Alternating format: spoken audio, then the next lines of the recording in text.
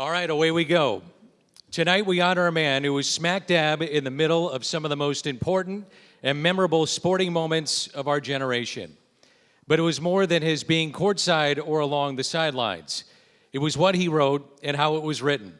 It was through his articles that Dave brought these moments, the stories, and the athletes into his readers' homes to become treasured memories. Dave's career resume includes authoring 2 books, 3 Pulitzer Prize nominations, and 4 Hall of Fame inductions. Tonight will be his 5th. Please welcome to the St. Louis Sports Hall of Fame, with your applause, Dave Dorr. Conducting this interview from the Hall of Fame is award-winning sports historian Ed Wheatley. Guys, take it away. Dave, it's great to have you up here. When I started writing your bio, all I could think of was that epic opening to ABC's Wide World of Sports. You know, the thrill of victory. You were ringside at a miracle in Lake Placid. And then, you know, the agony of defeat.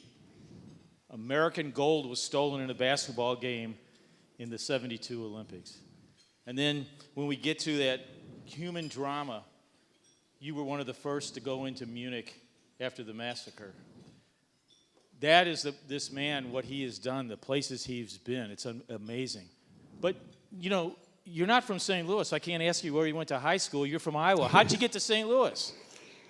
Well, no, I'm not from St. Louis. I had graduated from the University of Missouri School of Journalism, and I... Go Tigers, right? Right, go Tigers. And I went back to my hometown of Des Moines, Iowa, and I was working at the newspaper there, and the phone rang. And it was Bob Bragg, who was the sports editor at the Post-Dispatch. And he said, Dave, he says, we need you on our staff here. He says, you got to think about coming here. He says, we want to upgrade our coverage by quite a bit, particularly with the Olympics. He said, we're not doing enough in this town with the Olympics, and everybody I talk to tells me that you're the guy. And then he said, we also want to have a national voice in college sports. And so he said, let's have a talk. So I did. I came here. We went over that.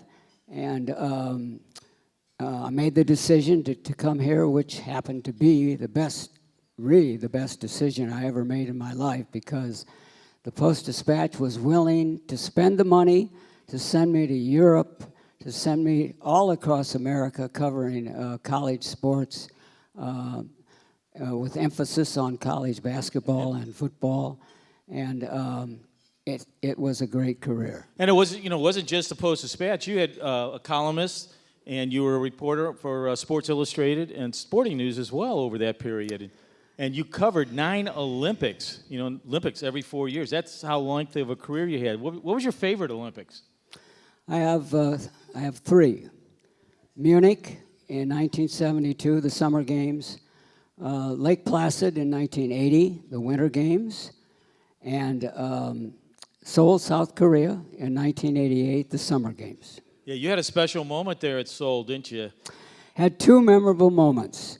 I was asked to carry the Olympic torch through the streets of Seoul on the opening ceremonies up to the stadium. And so I had, at that time, an honor guard of 16 Koreans behind me. We were all dressed the same, with white headbands, white gloves. How about that? White singlets, white shorts, white socks, white shoes, and I had a motorcycle escort on either side, a truck in front of me, and dancers wearing their traditional Korean outfits, and off we went.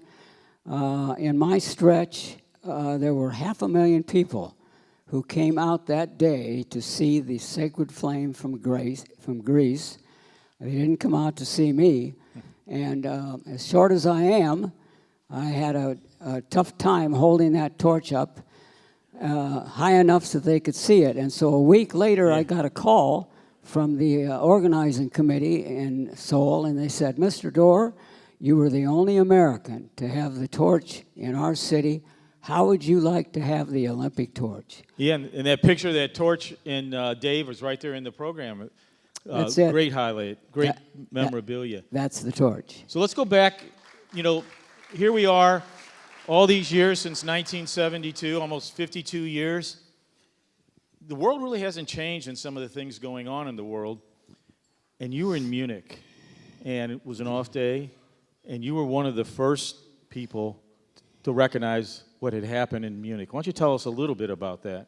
Munich was designed to be a festive Olympics.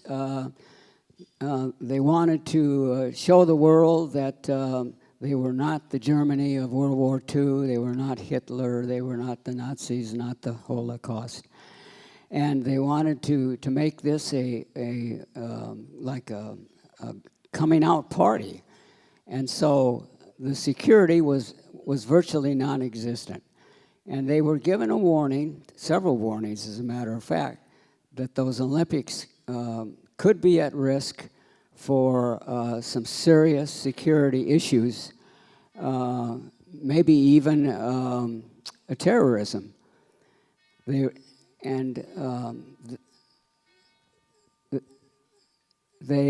rejected all of the warnings, every single one of them, and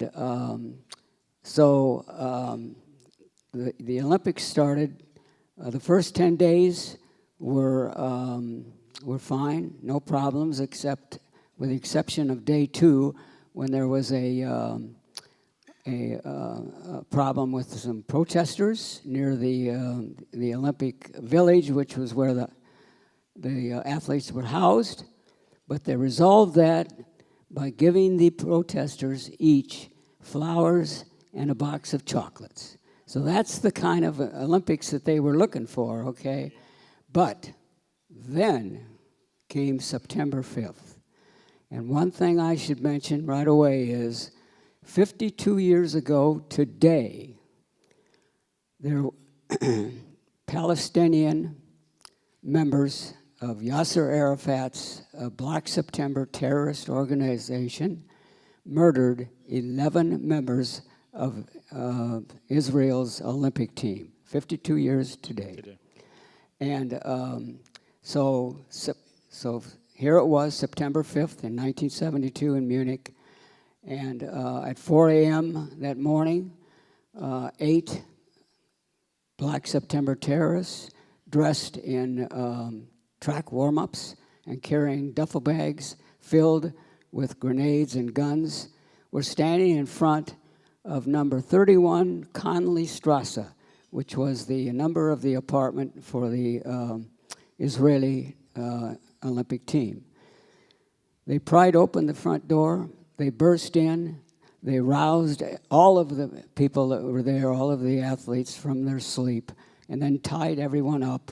2 of the athletes fought back. One was a wrestler, one was a wrestling coach. They were shot and killed. And, you know, and like I said, so much rebounds in the news today about that as one of the most terrible moments in Olympic history. Sports Illustrated a while back did a thing of the 100 top sports moments in history. 13 of them you were at. What was the number 1 sport event on that list, and you were at it? Number 1 was Lake Placid, the Miracle on Ice hockey game. Yeah. Everybody knows where they were that night, right? Number 1, 42 years ago. Number 1 today. I was the only media representative from St. Louis there.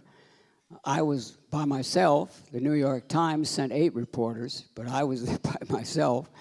And so, yeah, that's like, you know, the top of the mountain. Mentioned. Yeah, right. And that's what, you know, this guy, you just heard a few of the top of the mountain stories. Wait till you read his bio, everywhere he's been, creation of the Dream Team and all that. All this stuff. We want to welcome you to the Sports Hall of Fame, Dave. Let's hear it for Dave. Thank you, Ed.